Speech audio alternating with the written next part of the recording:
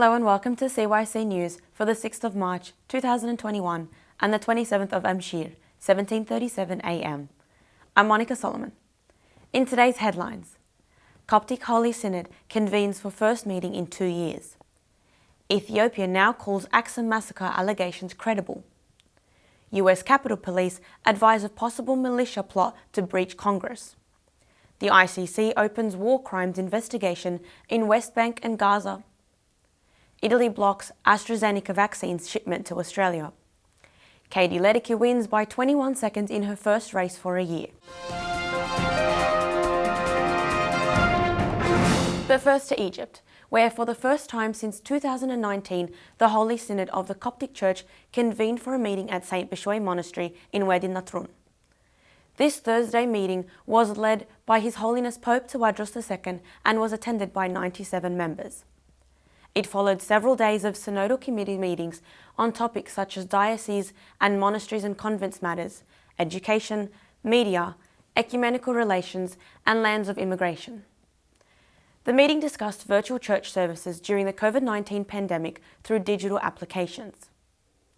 Others submitted recommendations including supporting the spread of awareness to contribute to a COVID-safe society and follow public health orders and preventive measures while encouraging receiving vaccinations. Receiving those with special needs at church-affiliated schools, childcares and Sunday school was also encouraged, as was celebrating festivals on Coptic occasions to bridge cultural gaps. A proposal was put forward for Copts overseas to do so in celebration of the Feast of the Lord's Entry into Egypt on June 1st, the Feast of Contemporary Martyrs on February 15, and moving of the Mata Mountain on November 27. The Synod also accepted documentation presented regarding consideration of canonizing the late monk Father Yosef Salantoni and late hegumen Father Bishop Bishoy Campbell in preparation of recognizing their sainthood. It also decided to put into action the Faith Examination Subcommittee to examine all publications concerning the faith to preserve educational integrity and purity.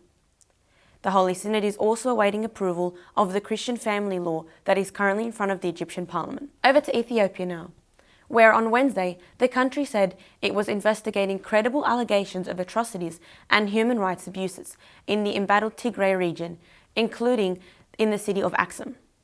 The statement by Ethiopian Prime Minister Abiy Ahmed's office comes days after Ethiopia referred to the killings in Axum as an alleged incident, and the country's ambassador to Belgium told a webinar that we suspect it's a very, very crazy idea. A growing number of media reports are documenting massacres in other Tigray communities, citing witness accounts as alarm grows over the fate of the region's 6 million people. According to Ethiopia's news statement, the government-established Ethiopian Human Rights Commission is investigating allegations from Axum and elsewhere, and it has signalled its willingness to collaborate with relevant UN agencies. International pressure continues to grow for Ethiopia to allow independent investigations into atrocities committed during the conflict that began in November. The fighting is between Ethiopian and allied forces and those of now fugitive Tigray leaders who dominated the country's government before Abiy took office in 2018. Some of those allied forces are from neighbouring Eritrea, a long-time enemy of former Tigray leaders, although Ethiopia's government denies their presence. The massacre in Axum in late November might be the deadliest of the Tigray conflict, with witnesses saying Eritrean forces killed several hundred people. The AP spoke with a church deacon who said he helped count the bodies, gathered victims' identity cards, and assisted with burials. He believes some 800 people were killed that weekend around the city. To the United States now, where security has been ramped up at the US Capitol in Washington in response to a possible plot to breach the building. The move was prompted following intelligence that a militia group planned the attack for the 4th of March, the day conspiracy theorist group QAnon believes Donald Trump will return for a second term. The House of Representatives cancelled Thursday's session, but the Senate continued with its agenda. A mob calling themselves loyal to Mr. Trump stormed the Congress building in January. That attack came as lawmakers were inside, moving to certify Democrat Joe Biden's election victory. The riot saw 5 people, including a police officer, killed and shook the foundations of the American democracy. The head of the Capitol Police Force later resigned. Meanwhile, Capitol Police have reportedly asked the Pentagon for the National Guard to remain in place around the Congress for another 2 months. Some 5,000 National Guards drafted in after the riots are due to leave on the 12th of March. The International Criminal Court's chief prosecutor has opened a formal investigation into alleged war crimes in the Palestinian territories. Fatou Bensouda said the probe would cover events in the Israeli-occupied West Bank, East Jerusalem and Gaza Strip since June 2014. Last month, the Hague-based court ruled that it could exercise its criminal jurisdiction over the territories. Israel rejected Ms. Bensouda's decision, while Palestinian officials praised it. The US has expressed disappointment and opposition to the move. The ICC has the authority to prosecute those accused of genocide, crimes against humanity and war crimes on the territory of states party to the Rome Statute, its founding treaty. Israel has never ratified the Rome Statute, but the court ruled that it had jurisdiction because the United Nations Secretary-General accepted the Palestinians' accession to the treaty in 2015. Israel occupied the West Bank, Gaza and East Jerusalem in the 1967 Middle East War. Palestinians claim the territories for a future independent state. In some health news, the Italian government has blocked the export of an Oxford AstraZeneca vaccine shipment to Australia. The decision affects 250,000 doses of the vaccine produced at an Italian AstraZeneca facility.